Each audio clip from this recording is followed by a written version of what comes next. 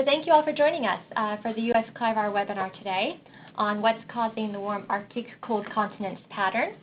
We have two speakers, Judah Cohen from Atmospheric Environmental Research Incorporated and MIT, and Lantau Stein from the University of Colorado Boulder and Noah Ezerl. Judah will be presenting first, followed by Lantau. And what's great about today's presentation is that we're presenting two new pieces of research that's just been published by each of these authors, both kind of attributing cold winters across the northern hemisphere mid-latitudes and what are some of those causes and linkages for that. They've got a couple different views on what they're finding and what they're arguing, and so we're excited to listen to both of them, and hopefully we'll have a lively discussion at the end. So thanks for joining us, and I'm going to pass this off to Judah to get us started. Judah, go ahead. Great. Thank you very much, Kristen. Thank you, everybody, for joining, and I want to give a special thank you to Jim Oberlin, who suggested this webinar. So, title of my talk, and I carefully chose the wording here: an observational analysis, tropical relative to Arctic influence on mid-latitude weather in the era of Arctic amplification. So, it's an observational analysis, and it's about the relative influence of tropical versus Arctic, and it only covers the period of Arctic amplification.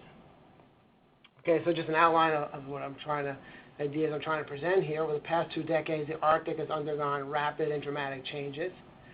Coincidentally, there's been an increase in extreme weather, especially severe winter weather across the mid-latitudes. You know, as scientists, when two things happen simultaneously, we try to see if there's a connection or not. I will try to make the argument that the Arctic is influencing mid-latitude weather, but this is a controversial topic. Certainly much more so than arguing that, let's say, the tropics influence mid-latitude weather. So I thought people, throw that out. Of course, the Arctic can't be influencing as much as tropics. Well, I tried to do like an observational bake-off. Let me just see what the observations say about that. So, much of the talk will be about this observation analysis, and I feel it demonstrates linkages to the Arctic forcing are more robust than linkages to tropical forcing, and again, limited to this era of Arctic amplification. And then I will finish the talk by arguing that models that support the transcendence of tropics or even natural variability over Arctic forcing are fatally flawed. Okay, so there's certainly been, like to start these talks, like with showing headlines and pictures, kind of give motivation, and certainly been no lack of winter weather, severe winter weather headlines of record cold and record snow. Here's from the top part of the slide is from 2 winters ago, and even for this past winter, I'm sure most of you, the impression was of a very warm winter, but there was still no lack of record cold, headlines talking about record cold and record snow, and not just here in the U.S., but also especially in East Asia, actually, this past winter. But here's now presenting a visual of some recent winters, 6 recent winters from 2009-10 to 2014-15, and it shows the temperature anomalies across the hemisphere, limited to the land masses, and you certainly see red, but you also see lots of blue, and that's, I think people would agree, that's a pretty surprising result. We expect that under global warming, the red should become more dominant, but there's certainly been but it's been kind of maybe, certainly seems almost equally distributed between warm and cold, and maybe certainly in many winters the cold dominated.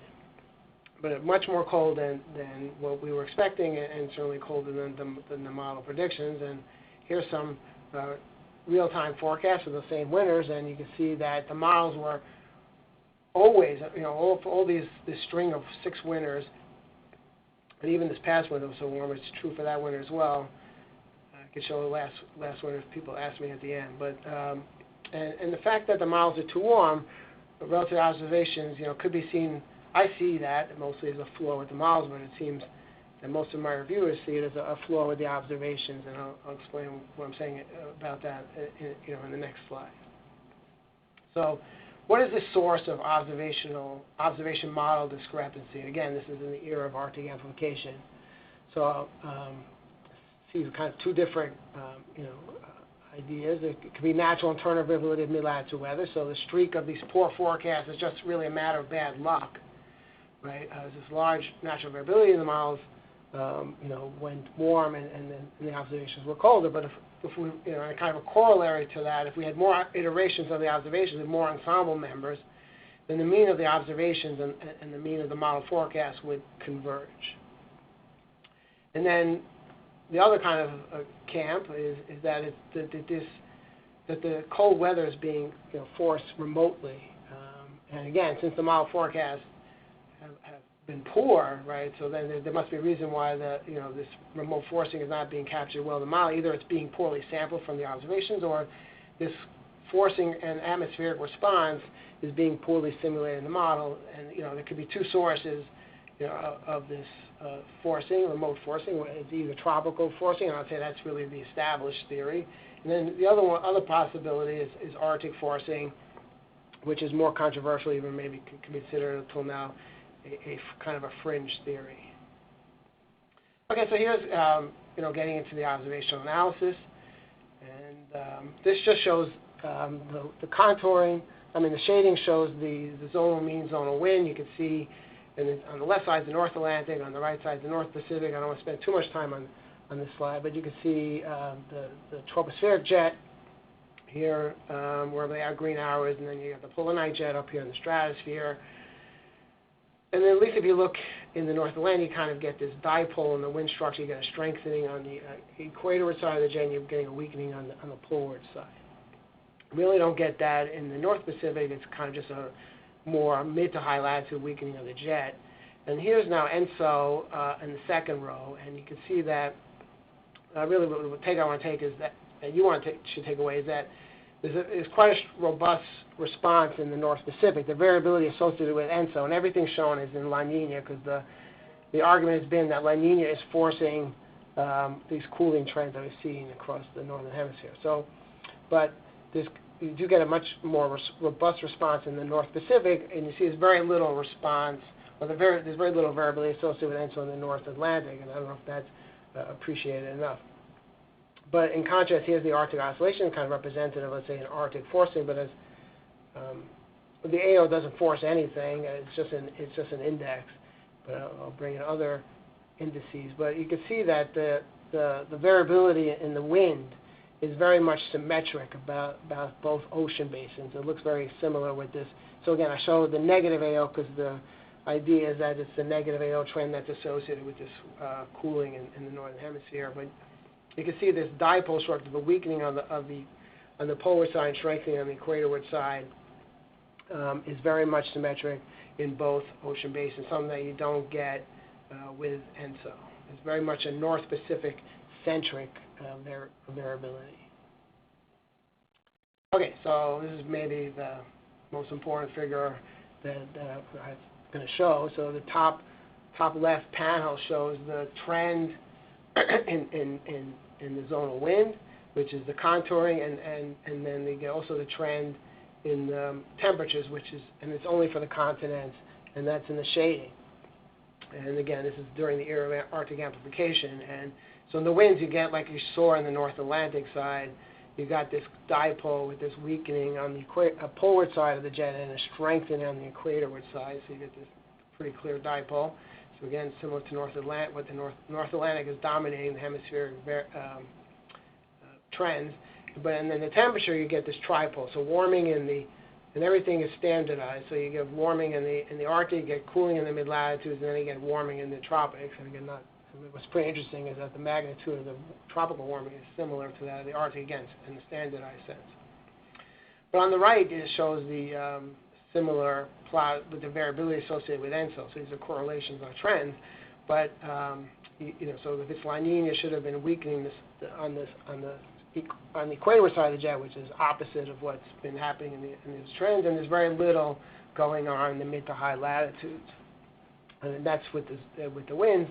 And if you look at the temperature, you don't get this tripole structure. You get more. You do get some mid-latitude cooling associated with La Nina, but you don't get this really this tripole structure. It looks different. Now, if you look at more of these Arctic indices, so you got the AO again, and it's negative phase. So you get this weakening on the polar side, strengthening on the equatorward side. So you get this nice dipole in the jet structure that extends up into the stratosphere, into the polar night jet, and you get this tripole structure in the temperatures, warming in the high latitudes, cooling in the mid latitudes, and then again warming in the tropics. But again, the AO isn't forcing anything. But how about things that have been proposed as forcing? So here's sea ice extent, and it's November Barents-Karras sea ice extent, that's the index. And you get, again, this dipole in the jet, weakening on the polar side, strengthening on the equator side, and any contours are statistically significant. And then in the temperatures, you get warming the Arctic, cooling in the mid-latitude, a little bit of warming the Arctic, but not so strong. And then on the two bottom panels are two different snow indices, but again, you get this similar story, this dipole structure in the wind. So when snow cover is high, weakening on the polar side, strengthening on the equator side that extends up into the polar stratosphere, and then you get this warming the Arctic, cooling in the mid latitudes, and then again warming at lower latitudes. So the three Arctic indices that are shown here all are consistent and are similar to what's happening with the hemispheric trends. This dipole structure in the zone of wind, and this tripole structure in the temperatures, which is missing when you do the same variability with ENSO.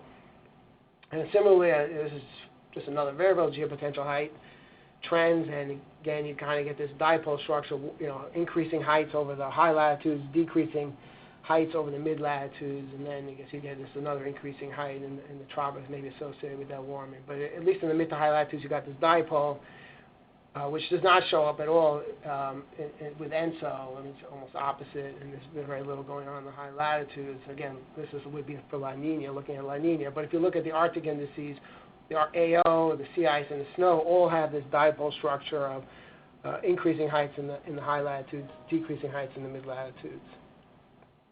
So again, much better comparison between the Arctic indices compared with the hemispheric trends than when you compare with ENSO. And kind of at the end of this observational analysis, so here's that plot that I showed from 2 slides ago, the trends both in the wind and in the temperature, and just sort of taking that again. But here's a regression now, combined regression of sea ice and snow cover. On the bottom, here's ENSO on the top right. And you can see that this regression now shows that much more of the trends can be attributed to these changes in these Arctic indices, sea ice and snow cover. You get the dipole structure in the wind, the tripole structure in the temperature, not so strong in the tropics, so it's stronger in the mid to high latitudes. Where ENSO, again, La Nina, very little signal. The trends in general in ENSO provide you very little signal. And this is kind of a throw-off. I think it's interesting, this bottom right panel is looking at the models predict that the variability should become dampened in the mid-latitudes with Arctic amplification. So this is looking at the interannual variability.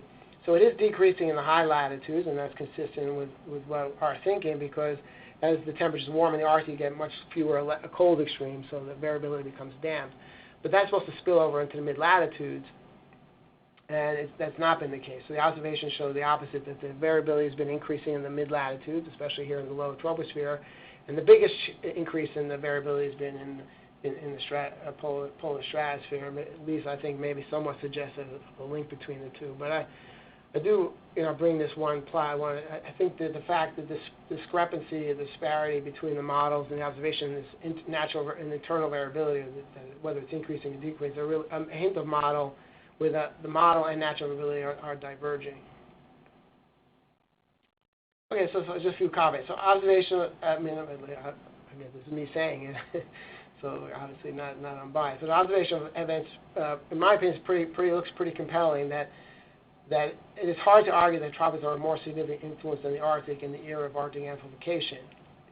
But the conventional wisdom is that the observational record is short, natural variability is large, so better use models where we can develop more confident statistics. We had this past winter a record-strong El Nino, right? So it should have been really a showcase study of both our understanding of tropical forcing of mid-latitude weather and the models and model forecast. This should have been really a soft pitch for the models, right, to knock out of the park. As I'm about to show you, the observed climate models were outside the realm of possibility based on model forecasts. And what am I talking about? So This past one we had the record strongest El Nino on record, I think that the iconic signature of ENSO across North America is this dipole signature in the precip field. So you get drying to the north and wet to the south. So here's the NMME National Multi-Model Ensemble Forecast, and here's the observations on the right. The model forecast missed really pretty much everywhere except along the East Coast, and I would argue maybe the attribution ENSO was tenuous. And I'm about to show you how big that miss was. So here's a box and whisker plots showing the spread of the ensembles. The box shows 50% of the ensembles, and the whiskers show you 100% of the ensembles. So here's the precip forecast for both Seattle on the left and Los Angeles on the right, and the observations are in the blue. So the observations were outside all of the ensemble members. And you can see for Seattle, the bit miss was quite large. And I think there's only one conclusion we can make, from this past winter's forecast. Again, this should have been really this should, again, like a showcase, should have been time to really highlight our successes in both understanding tropical mid-latitude weather, coupling and using models to forecast. And I think the only conclusion, the conclusion you can make from this that the models are overly sensitive to tropical forcing because they kind of got this El Nino signature. They predicted it, and they were very confident about that, and yet the observations were way outside the envelope of ensemble members.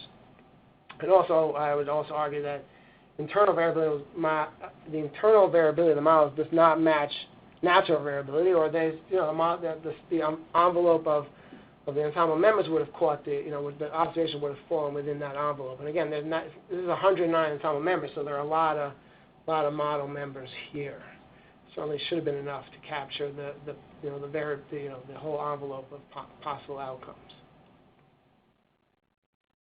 And this is people say, well, we don't do so well with precip. As you picked a couple of observations, points. What you're expecting way too much, but that miss in the precipitation was really symptomatic of something a miss in the much larger circulation. So here again, I showed this, but for La Nina. Here's for El Nino. So I'm just trying to show you that when you have El Nino, that the subtropical the jet should strengthen on the subtropical side, right? The maximum increase should be on the equatorward side of the jet maximum in the North Pacific. So again, if you look at 97, 98, take for example the wind at 250, which is close to this, where you get those maximums there. The jet is clear. The increase. So the shading shows the zonal wind anomaly, and the contouring shows the jet itself. So you can make out the jet max here, going through the North Pacific into North America, and the strengthening took place on the equator side of the jet, just as shows up in this correlation plot. But this is from this past winter, and it did something really. It did what you would expect in La Nina, where the jet strengthened on the poleward side. All across both the North Pacific and here into the North Atlantic, and it was really really a big dynamical change from what we expect for El Nino, and this despite the fact that we had the strongest El Nino record yet. It acted almost like a classic La Nina. Okay, so that was for the tropical forcing, and what about Arctic? So figure from review paper did a couple years ago, but one thing that came out of the paper, and I think subsequently, that this northwestern expansion of the Siberian high is emerging as one of the more robust responses to Arctic amplification. So this is the response, the atmospheric response to low Arctic sea ice and high Eurasian snow cover. And it's not just me, coming up with this idea. I took this slide for Jim Overland. He has the same thing here: the low sea ice leads to strong Siberian high. So this is something I think that's really emerging from the literature as a very robust response to Arctic amplification. So we created this Siberian high domain from a paper a couple of years ago, not the same paper as a journal climate paper, to look at this northwest expansion associated with high snow cover. That was the paper, but also look at low sea ice. And now looking at this past winter, here's many fewer models. Actually, only 2 models with ensembles that I have for looking at sea level pressure this past winter. But here's that box, and here's the observations, right? So, and you can see the reds representing a strengthening of the Siberian high. There was this strong, this is northwestward expansion of the Siberian high, and this past fall we had low sea ice and high snow cover, right? So that was consistent with that. But if you look at the model forecast, they have nothing. They're just low pressure, just across the whole northern Eurasian continent, right? So you don't have, the models did not predict this northwestward expansion of the Siberian high. And again, I'm looking at this ensemble spread. Again, they might have many fewer models to look at, but even within, and they're both Canadian, but they both did not predict this, the observed, strengthening of the Siberian high that as observed. And I would argue that this shows the models, lack sensitivity to Arctic forcing. And again, the same thing that comes out of looking at the precip. The internal variability of the model does not match natural variability. So just kind of to wrap things up, this is from a paper in 2013. There were some collaborators, and we were trying to show that when you get this, looking at the polar cap height, so looking at the average anomaly in geopotential heights across the polar cap from 60 to 90 north. This is from 2012-13. It was just trying to line up where you get this warming, so this pulsing of this warming of the Arctic. That's when you tend to get these severe, extreme weather events. So severe winter weather events, and that was from this. That was a winter. This paper followed the winter of 2012-13, and I just did it for this past winter. Well, it's from January through the end of May. But again, you can see where you get the red. So that's this warming, pulsing of Arctic warming, that tends to, those coincide with extreme events, in the mid latitudes, and I've listed, those different ones, including the record blizzard we had in the mid latitudes and the record cold we had in the northeastern U.S. And then there was some snowstorms and cold outbreaks in other parts of the world, in East Asia, and Colorado, and we had this very early Greenland melt as well, which people have been writing about with Greenland blocking. And even going out of the winter, we had this record flooding in Europe and Texas, and again, it matches up very nicely with this warming of the Arctic. So this is not the last word, so just a plug here. We're going to have a workshop on Arctic mid-latitude linkages, and it's coming up February 1st to 3rd. The flyer and registration just went out this week. So, I think it should be a very interesting 3 days, and hope that many of you who are listening today on the phone can possibly attend. So please mark that in your calendars. So in summary, attribution of cold continents to warm Arctic is controversial and results are inconsistent, especially in model experiments. In contrast, the tropics are universally accepted as the most important remote forcing of mid-latitude weather. Observations I presented show Arctic mid-latitude linkage is more robust than entotropical mid-latitude weather in the era of Arctic amplification. But numerous model simulations demonstrate that cold continents are due to tropical forcing and/or natural variability. And I'm sure this will be the next talk with the main idea of the next talk. However, winter 2015-16 demonstrated that models are fatally flawed. The models are overly sensitive to tropical forcing while lack sensitivity to Arctic forcing. Furthermore, their internal variability differs from natural variability. And I would say, and maybe I'm the lone voice saying this, but the argument that only the tropics are important for mid-latitude weather variability is not supported by the observations, and I would argue, this past winter shows not by the models either. I would argue even further that the argument that tropics are more important than the Arctic is also not supported. And again, this is all in the era of Arctic amplification. Anyway, thank you very much. Sorry I went fast, but I wanted to keep in time. That's okay. Thank you, Judah. Great presentation. We're going to hold off to any questions till the end, so keep those in mind, and feel free to type them into the chat feature now if you want to kind of keep them on my radar, and we'll get them asked and queued up then. I'm going to go ahead and pass this off over to Lantal, who will be our next presenter. Hi. Hi. Go ahead. Thank you. Okay, I'm just trying to get my PowerPoint.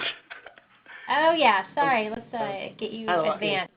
In case of questions, I did put Okay, right here. Yeah, I see that. Thanks. Okay. Thanks, Judah. Okay, hello, everyone. This is Lantal San. It's my honor here to present some of our thoughts on the recent warm Arctic cold continents trend pattern in winter temperatures. For those people who are not so familiar with this pattern, the figure here is the EIA interim data. It's 1991 to 2014 winter temperature trend in the northern hemisphere. Basically, it shows this strong Arctic warming accompanied by the cooling trend in the Central East Asia and Central North America, as indicated by two green sectors, respectively. So this is the warm Arctic cold continents people talked about, with the speculation that the warming Arctic is causing the cooling trend in the middle latitude continents. In particular, you might have seen this cartoon and heard of this hypothesis that warming Arctic is causing more meandering of the jet stream, therefore favor more extreme events. However, there is still little consensus about whether recent Arctic CS loss has significantly affected the jet stream. In the bottom left, I have listed some papers that support this hypothesis, and on the bottom right, I have listed some other papers that do not support this hypothesis. So that's kind of why when people talk about this field, they would like to use the word controversial. So the main purpose of our study here is try to use an ensemble of model simulations to investigate what caused the recent cooling trend in the northern hemisphere middle latitude continents. So to do that, we are using two types of model simulations. The first one is a historical AMAP, and it's the atmosphere model forced by observed radiative forcing, sea surface temperatures, and CS concentrations. And the second one is called a historical CMAP, which is atmosphere-ocean coupled model forced by observed radiative forcings. And what we did is to calculate the 1991 to 2014 winter trend in sea level pressure and 2-meter temperature for the models and compare with the observations. And this figure is the 1991 to 2014 winter sea level pressure trend in contours and surface air temperature trend in shading for the EIA interim on the left, for the ensemble mean of the AMAP simulations in the middle, and for the ensemble mean of the CMAP historic simulations on the right.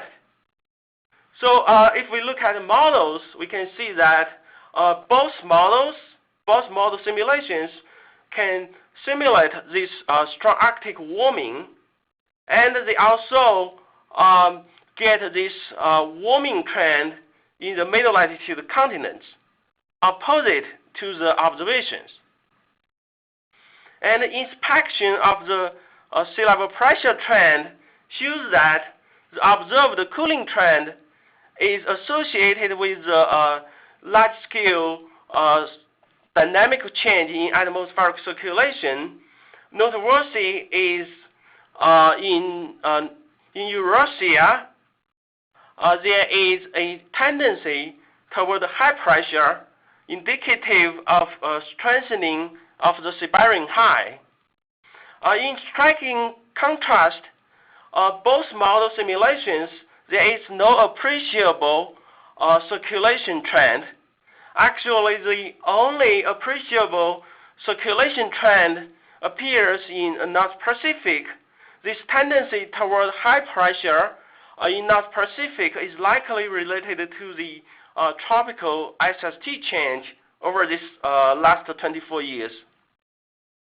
So overall, this comparison suggests that recent mid-latitude cooling trend is not a forced response either to the greenhouse gas effect or to the additive effects by the sea surface temperatures and the CS concentrations. So also worth mentioning is that even the model ensemble mean do not show this warm Arctic cold continents. Some model individual ensembles do show that. So here I just give two examples for the AMAP and the CMAP simulations showing this warm Arctic cold continents in some model individual ensembles. So this suggests that the observed cooling trend likely reflects the atmosphere internal variability. And next, just to try to understand the physical mechanism of the recent cooling trend, we have ranked the temperature trend averaged over the Central East Asia and Central North America, respectively, then constructed the composite for the temperature trend difference between the lowest quintile and the highest quintile. The resulting sea level pressure trend will be the circulation trend associated with the cooling trend in either Central East Asia or Central North America.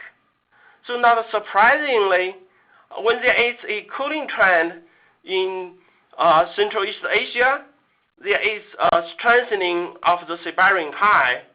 So such connection is well known because this strengthening of the Siberian high will bring more cold air from the Arctic into the Central East Asia.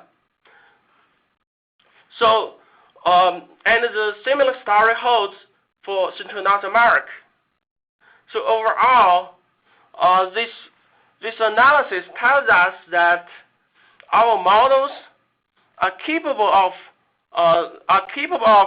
simulating the physical and dynamic processes through which the cold continents could occur, so that the lack of cold continents in the ensemble mean is not obviously due to model bias.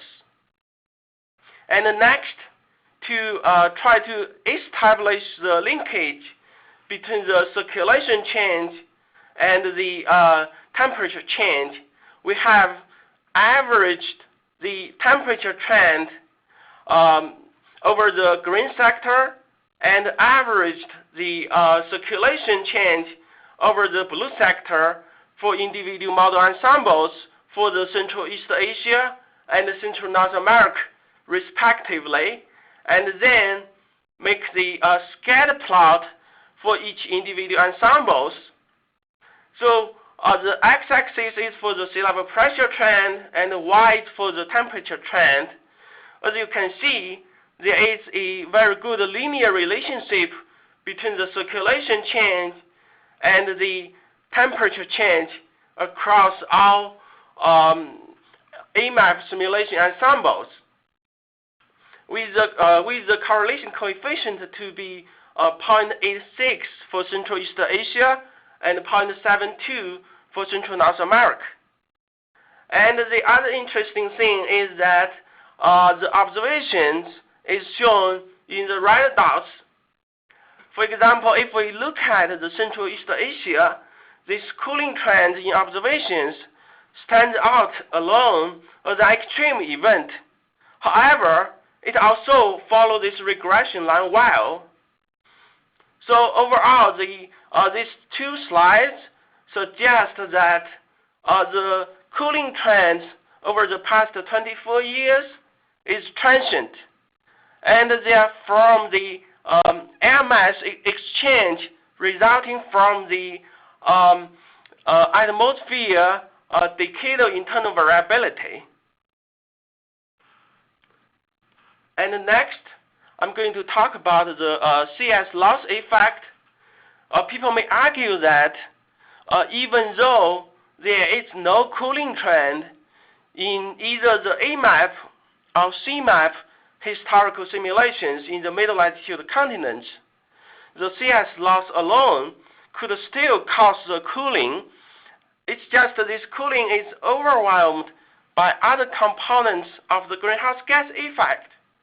So to examine that, we have utilized two types of simulations available here in our group. The first one is the typical AMAP historical simulations, in which we prescribe the observed greenhouse gases, the sea surface temperatures, and the CS concentrations. And the second one is the climate polaron, in which we use the identical observed radiative forcings, but we replace the CS concentration using the 1979 to 1989 climatology, so that if we look at the difference between these two simulations, the only difference is the Arctic change. And because of that, we can attribute the difference between these two simulations solely to the Arctic CS change. And again, we look at the temperature trend and the sea level pressure trend over this 24-year period. And the left is the historical AMAP simulations. Again, we're seeing this similar warm Arctic, warm continents pattern. And the middle is the climate polaron, in which there is no Arctic CS change. We can see that without CS loss, the Arctic warming largely disappears, in particular over the Barents-Kara Sea and the Hudson Bay region. Interestingly, if we look at the middle latitude continents, we found that most of the temperature trend and the circulation trend in the historical AMAP simulations can be well reproduced in the climate polarons, so that if we look at the difference between the left and the middle panel, what we only see is the Arctic warming without any clear cooling trend in Central East Asia or Central North America. So in other words, recent Arctic CS loss contributed to the warming in the Arctic, but not cooling in the middle latitude continents. And this is the last slide. So I'm going basically trying to investigate the impact of the Arctic CS loss on the middle latitude weather. So in order to do that, instead of looking at the trend, we look at the temperature response to the most recent 10 years, 2005 to 2014, and also we use the difference between this historical AMAP run and the climate polaron, and we use the daily data not only look at the mean temperature response to CS loss, but also look at the daily variability response and also the cold extreme response. So the left is the mean temperature response to recent CS loss, showing this similar pattern to the trend response that this warm Arctic warm continents. And for the variability response in those CS loss region, we also see the decrease in temperature variability, and in some CS increase region, we also see increase in temperature variability. And this decrease in temperature variability can weakly extend to the high latitude continents, in particularly for North America. And lastly, for the cold extremes, which can be calculated by the lowest 10% temperature value, given that the mean temperature increase and decrease in temperature variability, it's not surprisingly that we see this decrease in the likelihood of cold extremes. So in other words, the Arctic sea ice loss reduces the daily temperature variability and reduces the cold extremes. And this is the last slide. It's just a summary of our finding in our model simulations.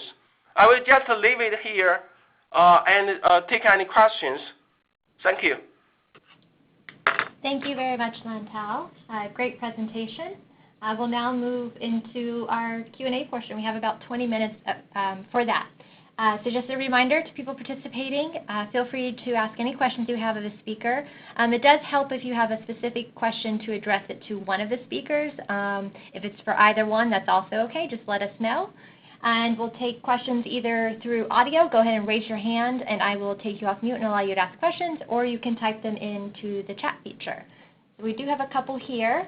I'm going to go ahead and go first to Jim Oberlin. Jim, are you with us? Good morning. Thanks to both of the speakers for outstanding presentation. Just a comment and then a question. I think the two talks are probably closer to each other than one might think. That that the linkages don't occur every year, even though our forcing continues every year, and what we seem to see now is a state dependence, that if we have the wavier jet stream, then we might have some linkages where if the jet is really strong, we don't have linkages, and that sort of fits with Sung's point that you got to have the dynamic pattern first before you can have the linkages. And so I'm wondering if either speaker would like to comment.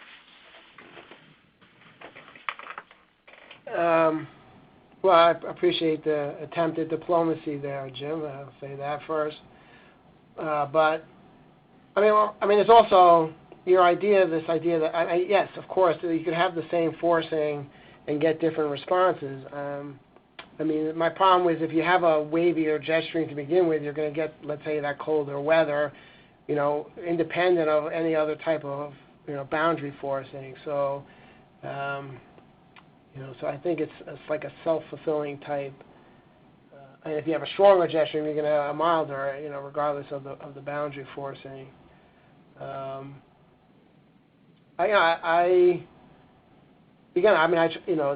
try to make the point that, I think what was nice I'll take away from seeing Lantao's presentation was that the models did get, when they got the cold in Asia and they got the cold in North America, the circulation seems to be very similar to what we're getting from the observations. The problem is that the models aren't getting those type of circulation anomalies associated with the temperature anomalies as often as happening in the, as we're seeing in the observations. I would then, again, going back to my talk, I think that the models lack a sensitivity to some of these Arctic forcing. So here is my understanding about this, so you are talking about there is a wavier jet stream, then there is a linkage. You talk about sometimes this response appears, sometimes it does not. My understanding is that in models, if you have a large enough ensemble, you should be able to see this kind of response to CS change if you have a large enough ensemble. But seems in our model simulations, we don't see that. We don't see a clear jet stream change response to the CS change.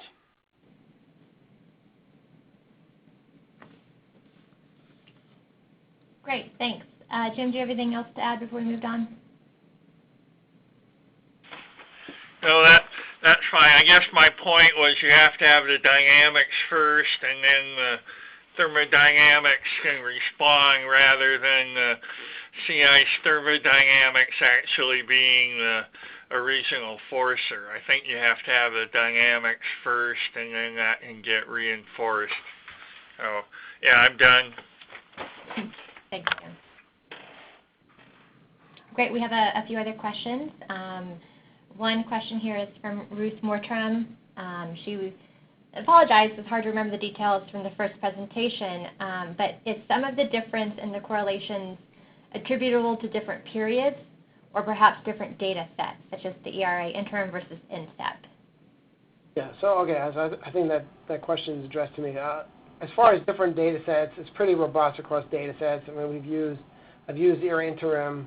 This presentation used INSTEP, but I've used ERA interim, and it does not change the results. And we have papers published with the ERA interim, and even NASA MIRA, and it's consistent across data sets. Now, as far as different periods, I do think that, again, I did limit my presentation to the Arctic amplification, and I think if you did it over the whole period of reanalysis, so from 1979 to 2000, whatever, to the recent years, I don't think that the analysis would change very much. I think if you went further back than that, then yes, it would change. But so, I guess it depends how you define different periods. But I think the results are pretty consistent across the whole reanalysis period, and then you can say, well, before that it gets more questionable, the quality of the data.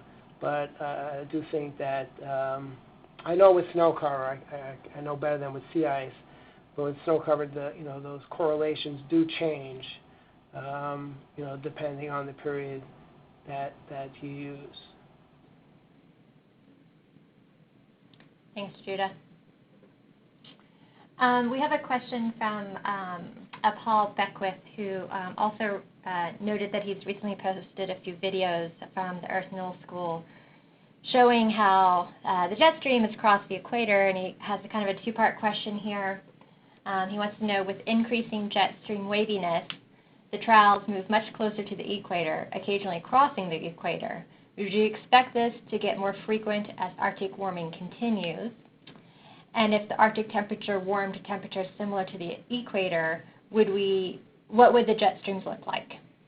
And I'm going to say that's open to either one of you if you want to answer. Yeah, I mean, I'm not a pure dynamicist, and with fear of giving a heart attack to any pure dynamicists on the call. I mean, the jet stream does not reach down. The jet stream, as we know it, does not reach down to the equator. And even let's say Jennifer Francis, I saw Steve Alvarez is on the phone if he's still there, but that idea is really not that the lower part of the jet stream is going further down towards the equator, but it's more about that the north, the poleward side of the jet stream is getting closer to the pole. So it's not. So I don't think that this waviness theory, in it has this built-in expectation that the jet stream should now be crossing the the equator. I mean, the wind doesn't stop at outside of the jet stream. The jet stream is zipping along, with whatever, around 30 degrees north. Maybe you got two parts again in the North Atlantic. It's it's in the low 30s, I think, and again it was in my slide. So in the 30, 35 is where the jet stream is. I mean, that jet stream is not crossing the equator. I mean, you could have westerly jet, you could have westerly winds or easterly winds at different levels across the jet, but it's not. I mean, across the equator, but it's not the jet stream that's doing that. And again, I don't think there's anything in the theory that says the jet stream should, there's nothing that's going to make. I mean, this is Coriolis. It's nothing to do with thermodynamics where the jet stream sets up. So again, I saw Steve Iris' name, and Jennifer's not, but I mean, I don't think they would. I think they would say it. They would not say that they expect the jet streams to start crossing the equator based on their ideas. Yeah. So my understanding is that I have seen that news, and my understanding is that if you look at the wind fields, say like at 200 hectopascal, you can see a lot of variability. So I don't see any sense that he's talking about like how the jet stream cross the equator and causes really bad consequence. I don't see that. I don't see how that makes sense. Yeah. I mean, there could be winds that are crossing the equator, but I mean, Right. Winds, air flows from the north to the south, northern southern hemisphere, but it's not the jet stream doing that. Right. That crossing. Great, thank you. If there's any other questions from folks, I'm going to give you just a few minutes here to raise your hand or type those in. And if not, then we're going to wrap up for the presentation.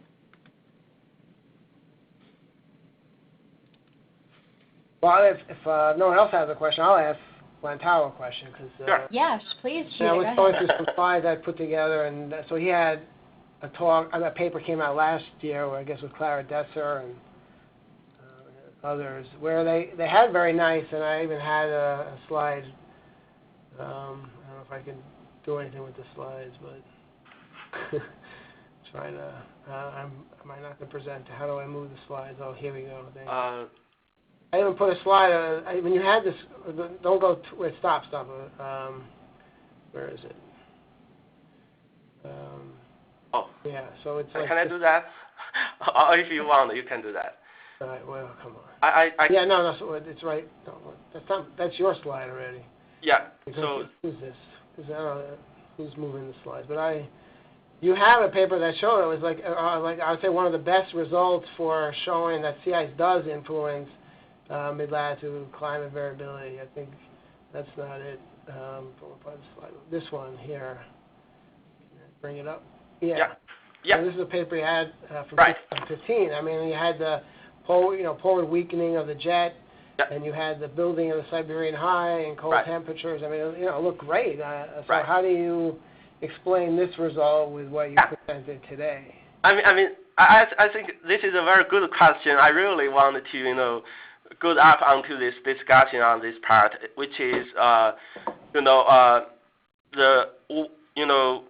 want to refer to the paper by Libby Barnes and James Crane. They have this very good review paper, talk about the three questions, basically, the Arctic amplification on jet stream.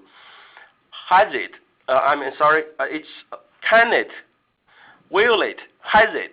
I think these three questions are important because Arctic amplification or Arctic sea ice loss will affect the mid-latitude jet stream. If we look at the model simulations using the future sea ice loss, so that's what we did in this paper. We used the sea ice change from 1990 to 2090, which is basically 100-year sea ice difference.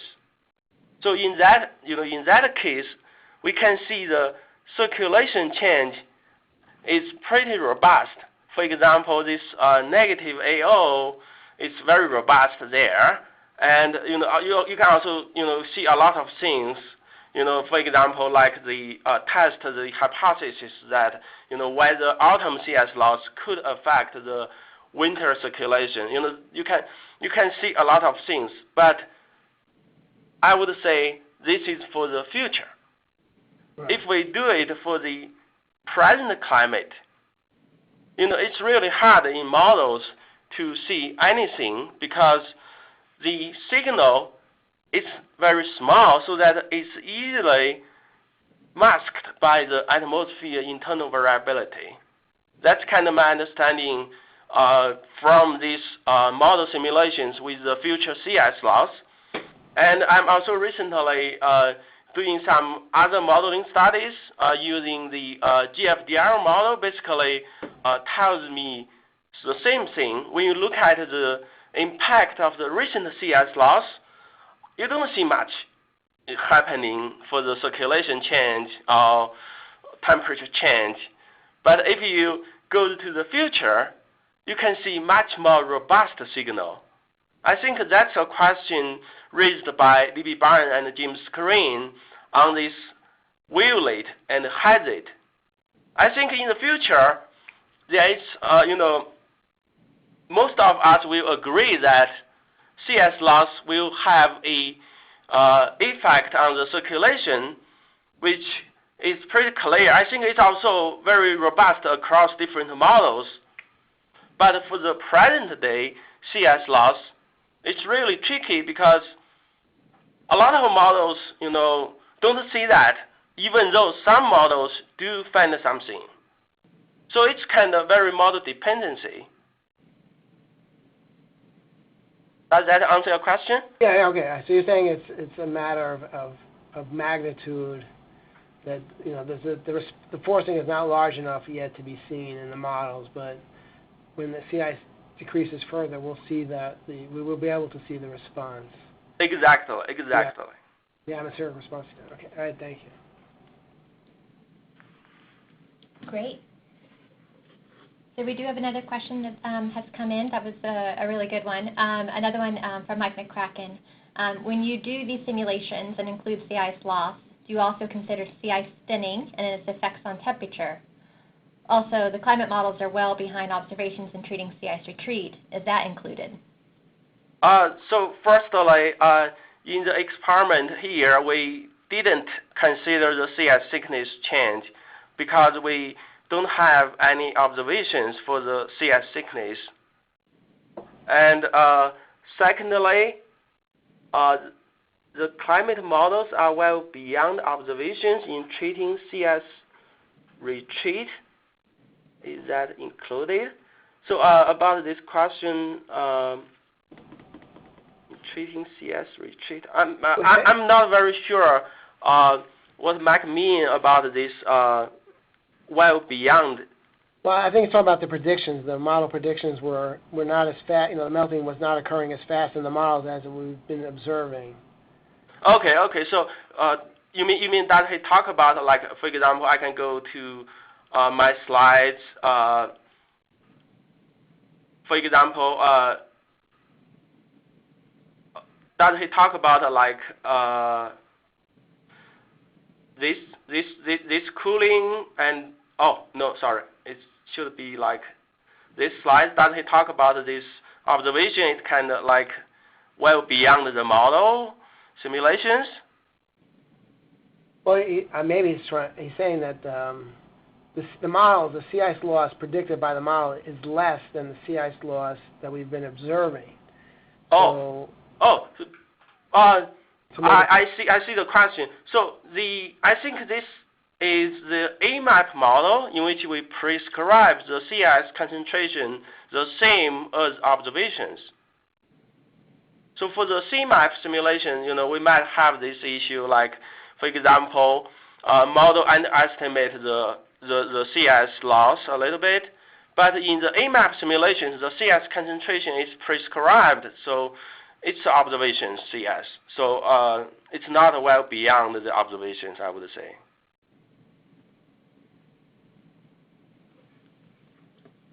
Great. Thank you for that answer. If there's nothing else, I'm going to go ahead and wrap up today's presentation. I know if folks have any lingering questions or want to contact the authors, feel free to reach out to me, and I can put you in contact with them for any sort of follow-up discussions that may happen. So I want to give you a big virtual thank you, and I know everyone's clapping to Judah and Lantau for 2 great presentations as well as some nice discussion today. So thanks everyone for joining. We will have a recording of this presentation available online, hopefully within the next 24 hours on our website. And of course, sign up for our mailing list. That way you can stay informed of kind of both the workshops Judah mentioned and any other additional webinars and future things that we get involved in here at US CLIVAR. So thank you both, and everyone have a great day. Hey, thank you, Kristen. Thank you, Kristen.